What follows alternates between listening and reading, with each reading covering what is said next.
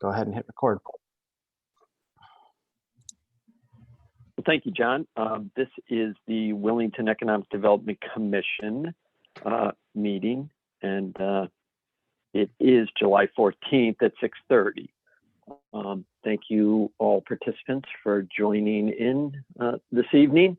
So we'll call the meeting to order. I'm Richard Maloney. I'm the chairman of the committee. We have as staff John Guskowski with us. And members, we have Matt Clark, Bill Rankin, and I believe we have Cheryl Mitchell and Samantha Hills. Is that correct? I can't see everybody, but I'm sorry, I'm on the phone. Remember, that's correct. That's correct. Great. So let's go right ahead. We have the minutes. Cheryl Mitchell produced these. Bill Rankin had a couple of comments on them. And we now have a fully developed June 9th, 2021 meeting minutes. I will move that we accept the June 9th meeting minutes. Could I have a motion? I will make a motion to accept the June 9th minutes. Thank you, Samantha. Second? That's Cheryl. Oh, thank you, Cheryl. It's okay. And Sam, second. Yes, I second that. All in favor? Aye. Aye. Great. So the third item on the agenda is the railroad project update. So as everyone knows, we've been open to discussions about this project. We're trying to find an appropriate site and to see if this might be something that would fit well in the town. And Bill, do you have an update on the railroad project? I do. Just make sure everybody can hear me. We can hear you. I can hear you. I provided John some rather elementary artwork. Sorry about that, John, but yeah, I failed art when I was in high school. I actually walked the property, the state property, very preliminary work because I was by myself. And as I got halfway through there, I started looking for sinkholes and wildlife and started to feel uncomfortable a little bit. So I did a preliminary walk. I accessed the property through night construction and probably identified close to about 18 acres that is not ideal, but it does butt up against the I-84 rest area. And we could get access to that property also off of 32 with a right-of-way through either one of the night locations or one of the private locations there, but it's not ideal. I think the best approach I would suggest is that we do another walk with some company. I'd like to again have some backup there just in case and see exactly where these 18 acres that I identified sits with respect to 84. At the same time, I do believe we ought to continue to push the 32 property Desiato's gravel pit for the simple reason I think it's the best option to start the commercial efforts with the railroad as well as to introduce it to the town.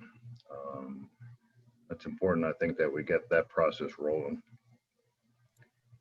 My candid remarks that Cheryl had stated in the minutes about the Desiato property is an investor, whether that's a railroad, the town, or a developer, is going to look for a risk-free investment. And I believe that access off of 32, whether it would be pushback from the residents, a serious accident, and then pushback from the residents would represent some risk for a serious investment. And that's why I'm a little hesitant to say that we ought to hang our hat on that. So again, I walked the property. I'd like to do it again. And I'd also like to see, once we get a little further down the road, see what an ideal location looks like with regards to having access from heavy trucks. And maybe we could take a ride up to my old property up in Massachusetts, and you can get a feel for that. So that's where I'm at with it. I have not spoken to Mr. Desiato, simply because I kind of rethought this, and I think the best way to do would be to push that as the best option we have on the table at the present moment, and get the artwork done, get the railroad pushing it. There is an opportunity right out there right now. It's coming out of Russellville, Kentucky, for about 90,000 tons a year of coiled aluminum that someone wants to put a small distribution center up here to service 2 or 3 accounts, mostly can manufacturers. And the account is in Russellville, Kentucky. It's called Logan Aluminum. And no one has the capability or the capacity to do it on a railroad right now in the areas that they want. So we're all biting at the bullet to find an application for it. I don't think this one will fit it because it won't be ready, but these are going to continue to roll out as truck capacity continues to tighten and the rail continues to develop industrial property along its rail site. So it's what we're banking on for this property is actually starting to happen in the market right now. Okay, Try to keep that short and sweet, Cheryl. so Bill, I'd be happy to, if you want to set up a time to go out and do another site walk of the state property, I'd be happy to join you, and we can see about bringing others along. The first rain-free day we have. How's that sound? Right. So sometime in October, I guess. The relative to Bill's artwork, I think it's exactly what I wanted. What I had asked him for is to basically do a quick sketch on a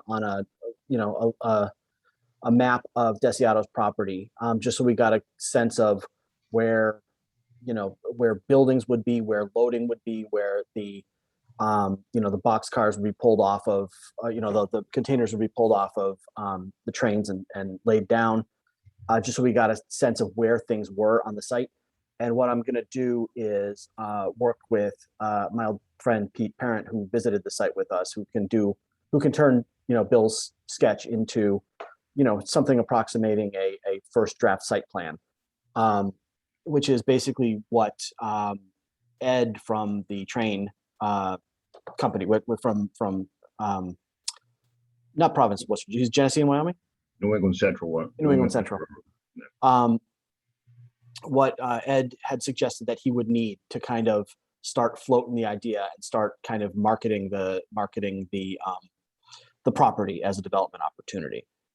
So to basically convert it from the proverbial cocktail napkin to something that seems like it could be possible. Mm-hmm. So Bill provided that, and I thank you for that, Bill. And so we'll get that converted and over to Ed to see if that works for what he needs. Beautiful. So that's the next step on our part, Mr. Chairman. Again, if I had to just kind of put it in short firm notes, I think the best thing to do would be to continue to push the Desiato location. Get the commercial effort done with the railroad, so at least the property is on the radar screens of manufacturers as well as other railroads. Make the introduction to the town to gather support that we'll need. But I also believe at the same time we ought to be walking down another road, and that is looking at an alternate property on state-owned land. Just because I think we might get pushback from investors on the access off of 32, and we might have another property that we can introduce to them at the same time. So that's pretty much where I'm at. That helps. Thank you, Bill and John. Yeah, I think that's a good plan. Taking this sketch, the Rankin sketch, and producing some sort of a rough draft site plan is a great idea. I mean, that at least gives us something to talk about and move forward with. Yeah, good. Why don't we work on that? And then, you know, anyone who wants to join us on a site walk for the other site, that certainly sounds like something we could put together. It can be either a meeting with everybody involved, or it can be just a couple of individuals. So if more want to participate, happy to have that be a public meeting. We would just have to notice it as an agenda item, and then certainly the public would be invited to that, and we could get out there and take a look. So I think that concludes the project update. Great. So going to old business, you know, we're still kicking around the South Willington Village regulations, which were proposed, and Mike and John did a great job kind of drafting this regulatory document. And then we had the public hearing more or less in May that discussed at length what this was, and brought in the abutters and the neighbors, and entertained comments, and allowed it to remain open for discussion and amendment, which we've done now with John's amendments. And now we have the document ready. Unfortunately, something happened to me. I had a bit of an idea. You know, I was down at the Eagle restaurant, which has recently transferred ownership, and they're struggling to get a patio out there that's compliant with the zoning regulations. And it occurred to me that why don't we have this district, this South Willington Village Regulation District, extend all the way to 195 in the Mansfield town line, rather than just restrict it to the village proper. And I'd like, you know, comments on that idea, if that makes sense. And yeah, so I'd open it up to the group. Anybody have a comment on that? Well, I think it's a great idea. It's Cheryl, Rick. I think it's a great idea. I don't see what the harm would be. Having been a supporter of the old American Eagle restaurant, I think it's a good idea. Restaurant, sorry, that just makes me laugh. Yeah, I like the idea as well, and I think that would encompass just about every business that's not home-based. I mean, that's at least 90% of our businesses in Willington are along that road, that stretch. Yeah, you know, it was the cutoff that I had originally proposed for the map was somewhat arbitrary, and you know, I kind of cut it off before the self-storage there that's south of the school, just basically because at that point it gets a little bit industrial, then obviously it turns back to a little bit of retail, a restaurant when you get back to, you know, Willington Pizza and then the Eagle. But there's very little reason we shouldn't extend it down to 195, just to kind of take care of the flexibility for that whole corridor. I have no problem with that. Would we have to have another hearing, inviting the people affected in the expanded area? So yes, but not we, in terms of economic development. The what we propose at this point is basically the session we had in May was a public information session. You know, since economic development is not a regulatory body, we don't, you know, have sort of a formal hearing and adoption process. What we would do at this point, if you guys were okay with the regulations as amended, and I can share with you some of the tweaks that I'd made from the previous version, we would forward that and the proposed map, which I'll modify to extend down to 195 along both sides of Route 32. To the Planning and Zoning Commission as a formal application that they would consider. And so then Planning and Zoning would be the ones to schedule and hold a public hearing to determine whether or not they want to incorporate that as part of their regulations. So we'd basically be handing it off to them. Would you give notice to the people that's impacted and affected that were not privy to the previous conversation that we had on those regulations? Right. Everyone whose property is proposed to be changed would be notified. Thanks. Yeah, thank you for that explanation, John. That sounds like a good plan. We'll go ahead and extend the South Willington Village regulation to go all the way to 195. And then we're going to have fun with the public hearing and, have the Planning and Zoning Commission kind of take a crack at this and see what their ideas and comments are. And we're probably going to have a preliminary kind of meeting with them prior to the hearing. So we're going to have a few bites at this apple as a commission and as the residents, obviously. So with that, I would move that we extend the South Willington Village regulations all the way out to Route 195 or right up to Mansfield.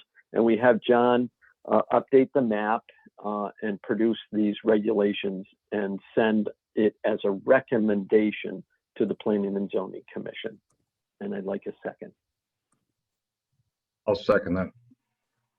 Okay, do we have any discussion on the motion? Would that, yeah, this is Matt Clark. Would that, Hi, Matt. Yeah, go ahead. would that impact ingress or egress to the Desiato property? No, This Okay. would pick up south of there. It would pick up basically right south of Bill's Road, which the name escapes me. Right where that road comes in and just north of the mill. Okay, all right, thanks. So Desiato is not included. So that's right. That's right. It would go from the Fish and Game Club all the way to the Eagle Restaurant. Just giving you some, some marks on the map. Got it. Any further discussion? There's a couple of businesses along there that have been in town for a long time. And you got Heritage Oil, they've got Frank's, no, Tony's, I think it is, or is it Frank's? And Yeah, Frank's, yeah. yeah, you've got a couple of people. Septic guys are over there. Septic guys are over there.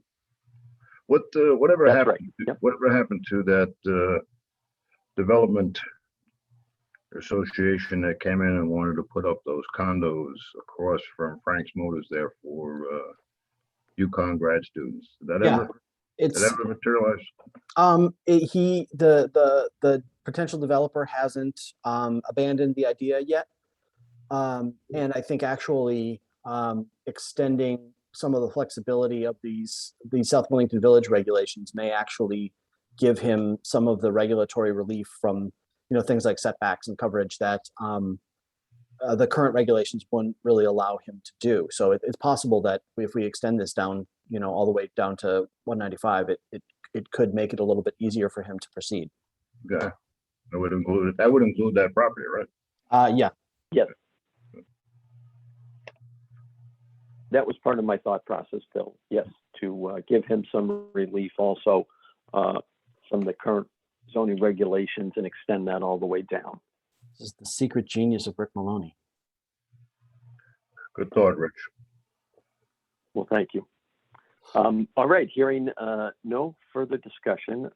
Everybody in favor? Aye. All right.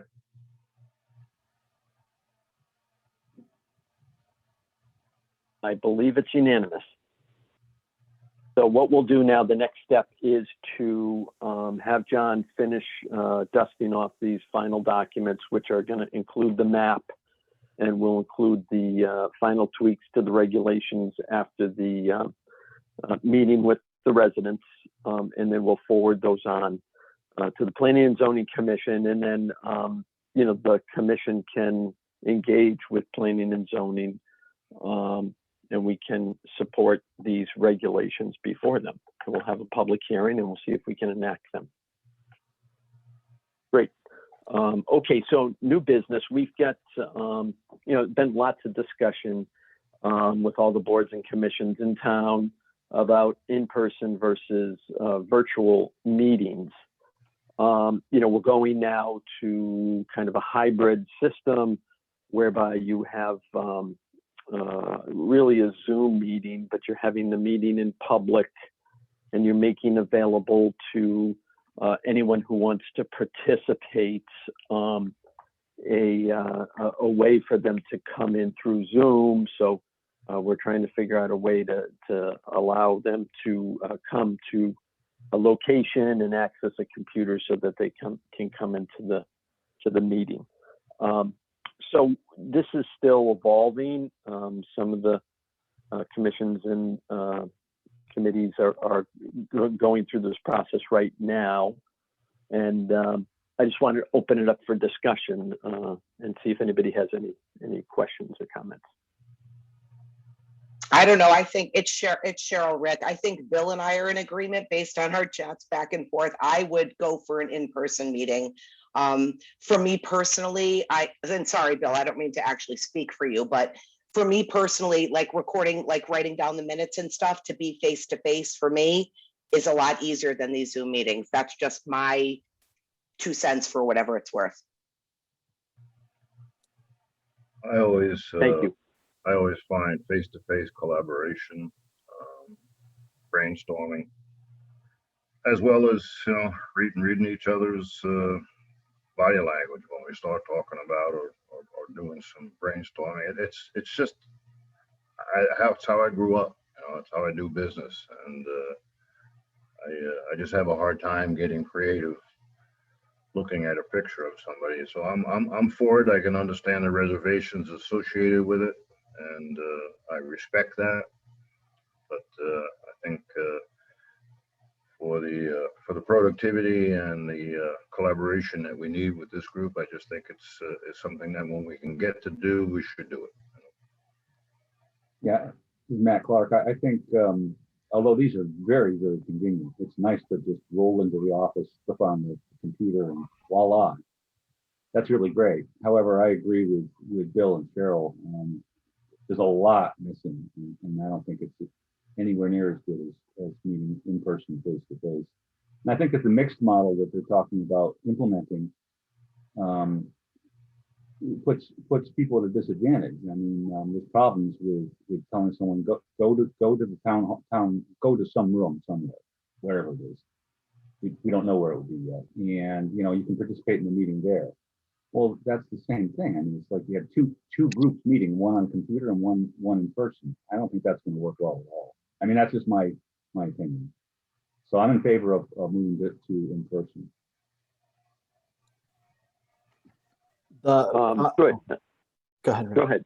John, So please. the one thing I would just note is the statute. And it seems like most folks, although we haven't heard from Sam or you know, but the state law that allowed for the extension of virtual meetings or hybrid meetings has a couple of caveats, and one is that if the commission chairman chooses to hold the meeting in person, if any of their commissioners requests that they participate virtually, you are obliged to allow them to participate virtually.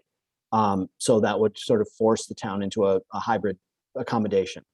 On the other hand, if the town were to continue, or if you, as you know, chairman of this commission, were to continue with strictly virtual meetings, and any member of the public were to petition in writing at least 24 hours ahead of this meeting that they wanted to participate in person, the town would be forced to have an accommodation at town hall where they could participate in the meeting.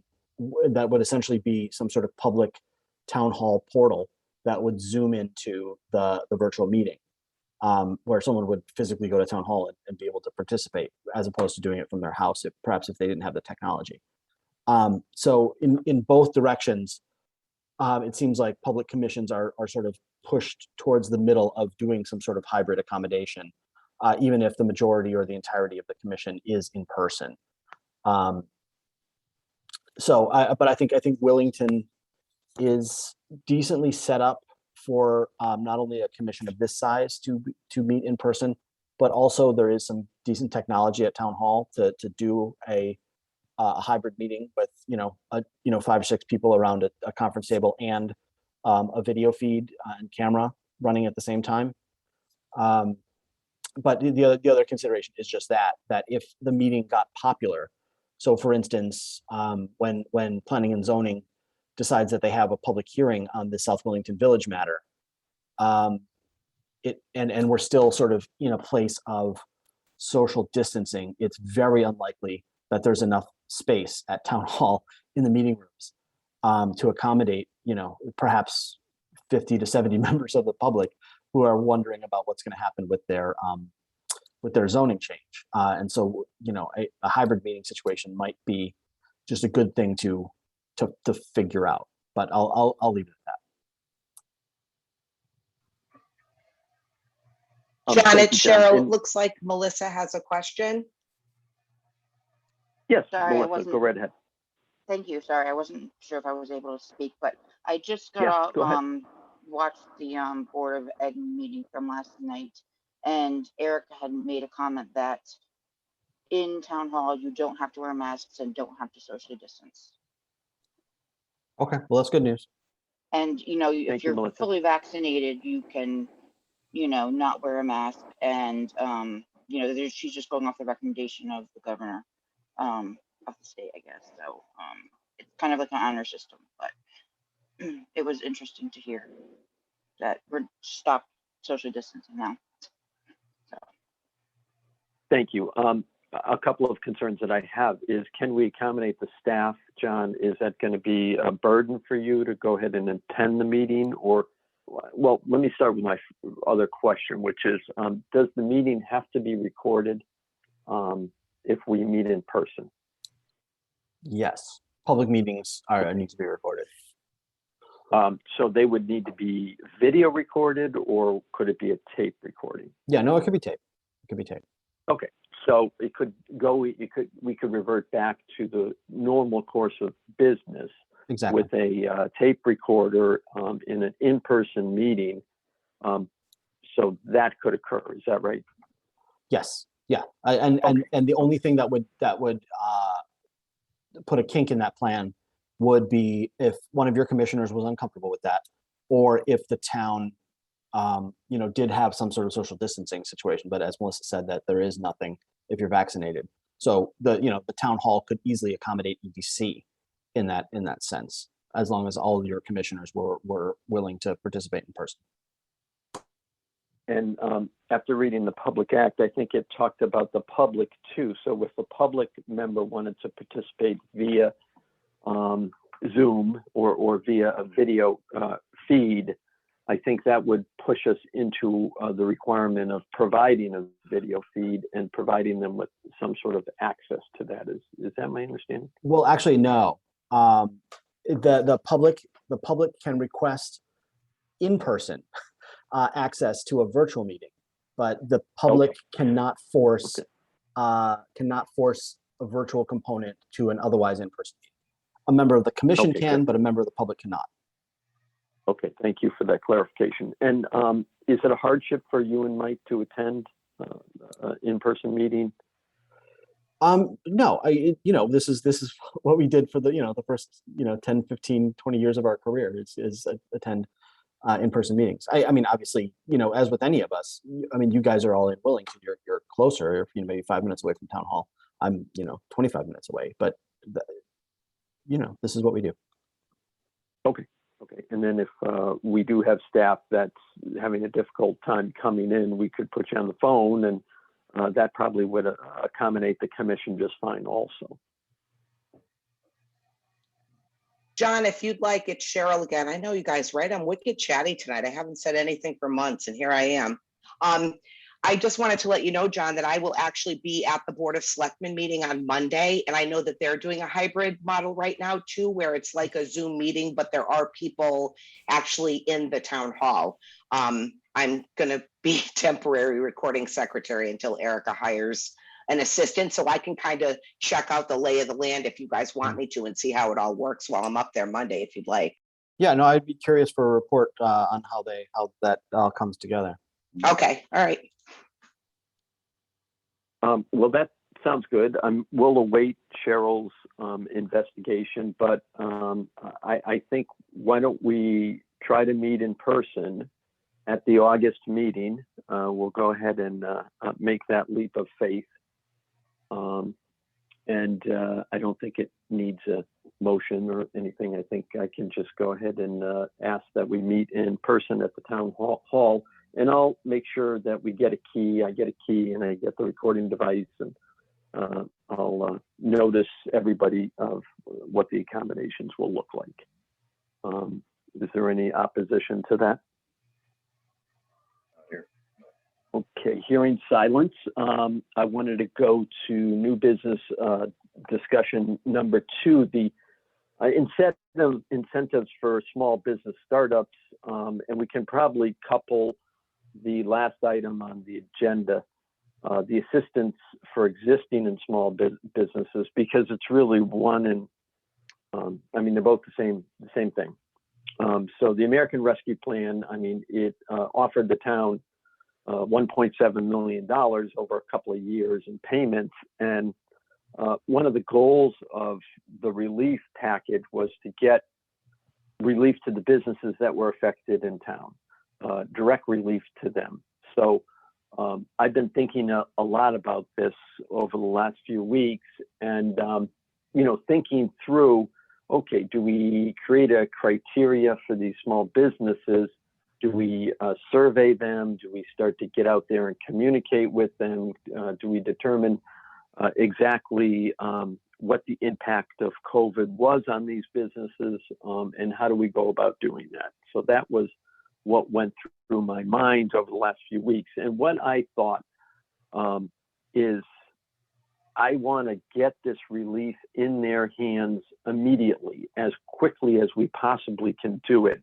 I think it's really incumbent upon us to make that happen.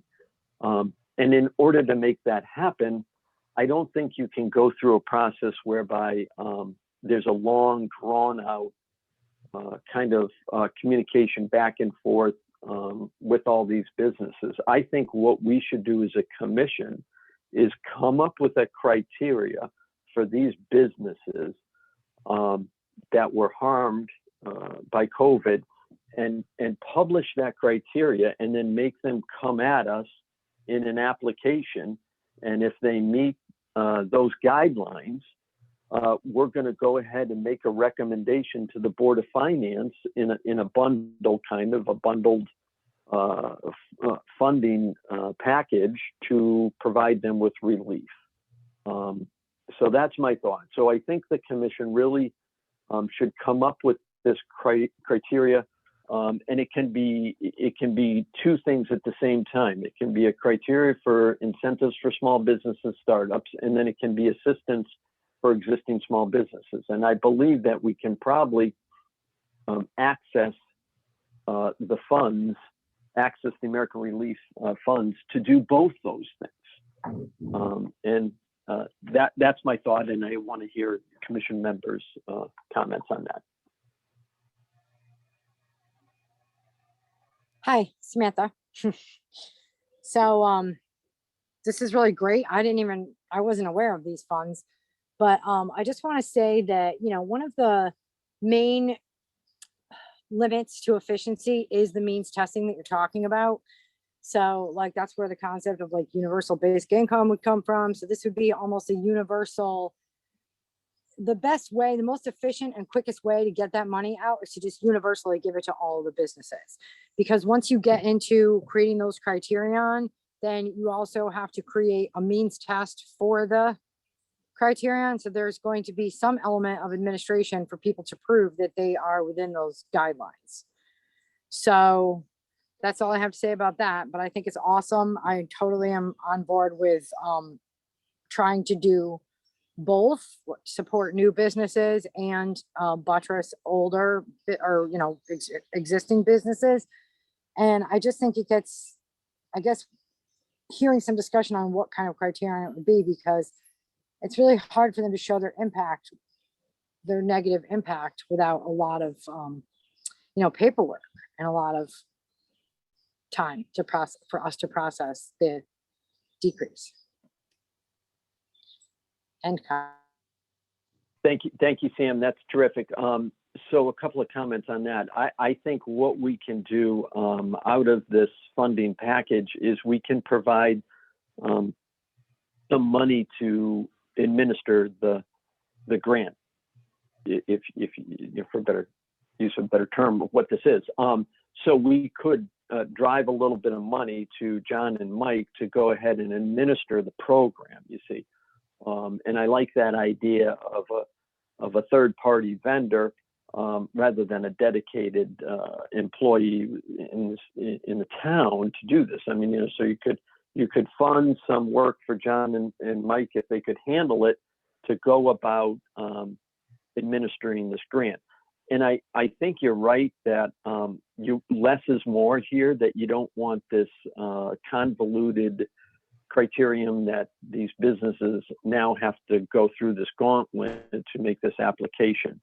So when I'm thinking through what that might look like, it's very simple. It's, were you in business during this term? Are you a Willington business? Very simple, kind of a 5-step test per se, Sam, that we could just produce and Mike and John can work on. And then we get it out there on a page, on a web page, and ask them to go forward and apply to us for this grant money. That was kind of my thought. And second, the Board of Selectmen has created a committee to administer these monies for the entire town. So I think we're a little bit ahead of the committee, and that's okay. I think we can make our own proposal, and we can give it to the Board of Selectmen and the committee, and give it to the Board of Finance, all at the same time. We'll have to appoint somebody from the board from this commission to sit on this committee that's going to administer the funds per se. But I think we should do our work, and I think that work should be a proposal that includes some funding for John and Mike. It includes them looking at the other towns, surrounding towns, working up a simple criterion that we can utilize in a way that we communicate it to the businesses, and a recommendation for the amount of money that we're going to use to fund, existing small businesses. And then I guess, the business startup, I don't know if that fits in here or it doesn't fit in here, but maybe we could task Mike and John with doing just that also. So firstly, I'd like to see what John's thoughts are on that kind of a proposal. So Rick, if I could just back up a little bit, the town has established or is establishing a committee to sort of oversee the distribution of these funds? That's right. So we could make a recommendation to this committee. Okay. And so your recommendation would be to set aside a chunk of that, 1.9 million or whatever, over a couple of years, just to throw out a number, say, $250,000 or something like that, to be distributed to existing small businesses and startup businesses, to either help give some relief or to boost their process. And as part of that proposal, you would suggest that working with EDC, we set up this sort of criteria for soliciting and ranking applications. Yes, and then that you can go ahead and administer that if that Right. makes sense, because we don't want to meet once a month, and I mean we want to set this thing in motion, and then get that relief executed as quickly as possible. Right. Okay. Yeah. No, I mean I think that makes sense. And actually a couple of other towns have solicited our assistance with this, so we haven't pulled the trigger on it at this point. But yeah, I think this is the ideal role where we're already sort of supporting economic development as a commission that we can kind of expand to direct solicitation to small businesses. I like the idea. Good. So thanks, Sam, for your thoughts on that I have universal. Can I speak again, Yes. please? Thank you. Yes, please. Please. Yeah, so I just definitely think that, you know, the main thing that I'm referring to though is a lot of people would look at it is that those administration costs is money that could be in business people's hands. So I definitely think we should keep the questions really limited, and it should not be a means tested thing, because I just think it's really difficult to put a value judgment on, oh, this biz, like how much damage a business, like for instance, one of my friends is a florist, her business went up, but she was still eligible to receive PPP loans. So, you know, outdoor bikes, there's a bike shortage because there's a 4 times greater demand for outdoor activities during COVID. So some businesses actually increased.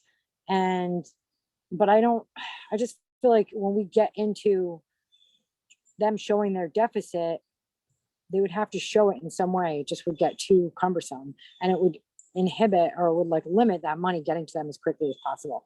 Then the other thing I wanted to offer is on the website, for a website that I used to manage for the affordable housing company that I worked for, we would do mortgage, you know, like the 8-hour home buyer classes that are done by CHFA. We were like you know, an authorized agency to perform those. So we would do follow up with them because we would get credit for, you know, whatever, everybody that actually got a mortgage or something like that. So I did that as a Google form that they can automatically fill in and then populate. So, you know, that's something that we could put on the website. That's all, for people to automatically apply and then direct them and also get traffic to the website and make people more aware of it. And then that form, obviously, John would have access to, and that would be the, you know, that could be the application form. It automatically That's good, populates Sam. the spreadsheet.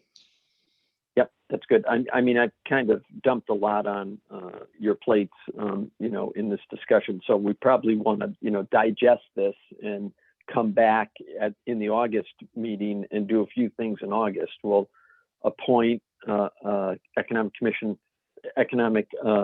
Development Commission member to this committee. And then we will start to formulate how we want to work with John and Mike.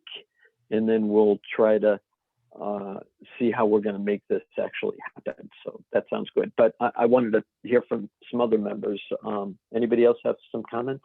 Yeah, this is Matt Clark. I think it's important that we be as quick as possible. We've lost our restaurant in the center. And I'm not quite sure I get the existing and startup. I would separate those out and make it 2 different things. I think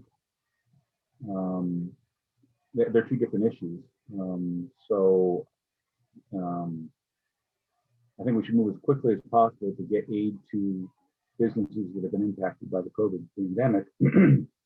And I don't think we need to be very complex about it. I mean, we simply ask simple questions, and at the bottom we put the thing that, you know, we can call you and we can ask for proof anytime, and you need to provide it, documentation. That will scare off, you know, 99% of any folks that are going to try and game the system. But I'm not quite sure I understand the startup and the existing. I would push this forward as quickly as possible for existing Willington businesses. And I wouldn't rank the applications at all. I would just simply say, do you meet the criteria? That's it. It's done. You know, your money's on the way. That's my comment. Thank you, Matt. I think that's good. I think you're correct that you know, we probably need to separate those existing versus startup you know, types of businesses. Good comments. Thank you. Anybody else? Bill Rankin, were there any guidelines that came with this award in terms of number of heads, employees? Does it have to be a town or a Willington business, or were there any guidelines at all? Right. Other than it having to be a existing Willington business, Bill, there were very few guidelines. And what we'll do is once we appoint this member to the the committee, and work with John and Mike, to get them actively participating. We're going to answer all those questions. Yeah, I read the package, or the summary of the package. The package itself is certainly hundreds and hundreds of pages. But the summary I read from our representative, our Tammy Nuccio, there's almost no specific guidelines in the Willington business. But other than that, it's up to us. That's right, Matt. So since there are very few guidelines, I don't want to create this monster. I mean, I like Sam's idea of, be simple, and Matt, as you said, let's not be complex here. Let's not make it as simple as we can, and let's see if we can administer this quickly and get it into their hands. Yeah. Cheryl, did you have any comments? Sorry, I couldn't find the unmute button. I know you'll appreciate that, John. No, I don't. I think everybody else pretty much asked any of the questions that I would have asked, and it does sound like you said it's in the very early preliminary stages of this. So what you've mapped out going forward sounds good to me. All right, that sounds good. And I think Matt's right that we probably have to look at startups in a different way than existing businesses. So when I'm thinking about startups, I mean, what do we do with them? Do we do tax abatements on real property on their equipment? How do we incentivize them to come on into town and start a business up? So that's something we'll have to give some more thought to. I don't know, Matt, if you had any further comments on that. I do actually. I'm very interested in doing a little legwork. I don't know how to do this. I mean, I'll volunteer to help, but I'd very much like to know what other towns are doing in terms of new business.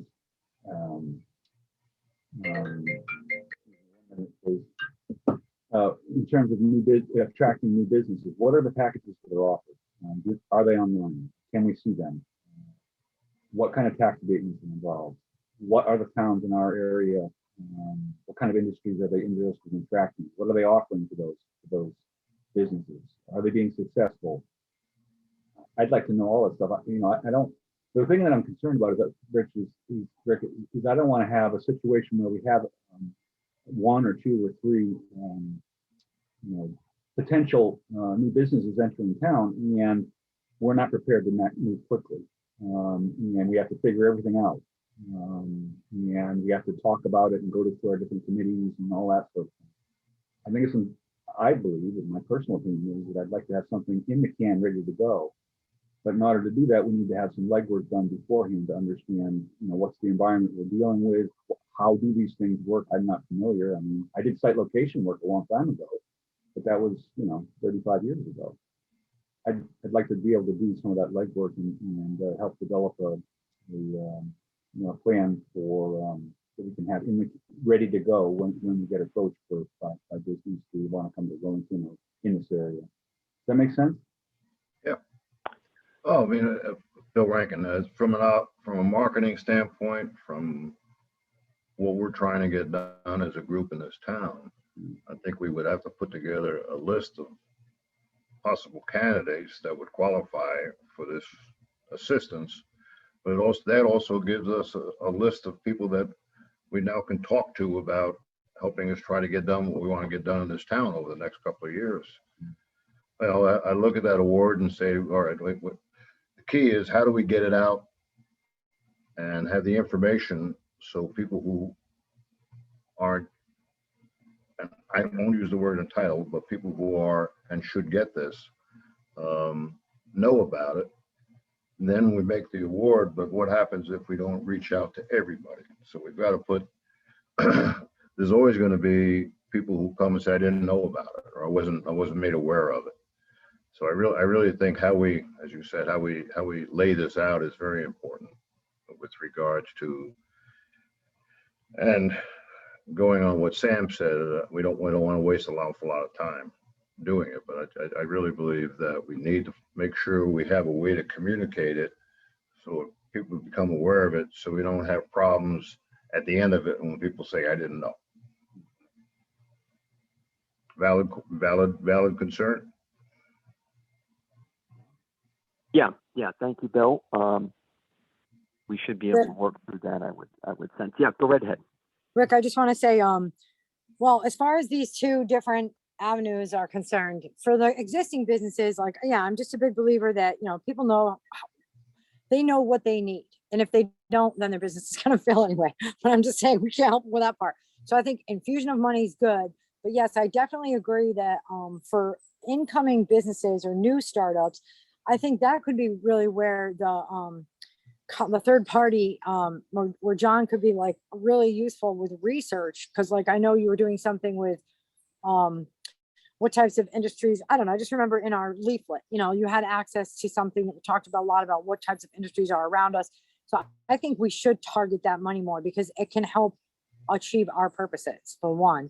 And in that case, it would be it's not efficient use of the money. It's not smart to just give it out to everybody because they may or may not, be a needed business in the area. And maybe we should have a stricter rules, like, they need to have an approved business. I'm not really sure what the rules would be, but I would definitely go with stricter rules with that, because any fly-by-night person can be like, hey, I want to start this business up and just try to get the money. As far as the communication that Bill brought up, which is great, but yeah, you're right. There's always resources that people don't know about, like those home loans we had in town for like years that nobody took up, with the steep grants and stuff. But I was thinking that we could plan it as long as we have the authority to do that and not just the town. And we could make that our Willington Wire segment. So at least it's going to everybody who reads the Willington Wire. Anyway, that's Yeah, we could put it on the website. And I know you talked about, like, before lots and more came in, renting the storefront or something like that. It just seems like we meet few and far between to execute some of the ideas, but they will be coming together. Well, I think that's really an interesting thought that, perhaps with the impact of COVID on the town, economically, could we use some of that funding to incentivize, in some way, which could just be research and development, utilizing Mike and John for that purpose, and then coming up with a criteria for these new businesses, and how we give them relief. Yeah, good. All great thoughts. We'll get that on the agenda for the next meeting so that everybody can, bring their thoughts forward. Thank you. And Rick, in the interim, are you sort of in the loop about the townwide steering committee for this funds, or should Mike try to stay in the loop on it? Yeah, Mike knows, and I do. So what we'll do is at the next meeting, we'll appoint a member from this commission to that steering committee. And at that time, we probably can, get a good idea what the criteria that we're looking at is, so that we can hand it off to that member. And maybe we can even have a good idea what amount of funding we probably would like to see executed for that, so that we can kind of push the ball forward as much as we can. Okay, that sounds good. We'll stay tuned. Great. Any other comments from the commission? Okay, thank you, group. I thought it was a really productive meeting today, and what we'll do is meet in August, hopefully at the town office building, and I'll get that done and notify you of the time and place for that meeting. And I'd entertain a motion to adjourn. I make a motion to adjourn the meeting. I'll second that. Thank you, Sam. Thanks, Bill. Okay, so we're gone. Thanks, group. Thank you, sir.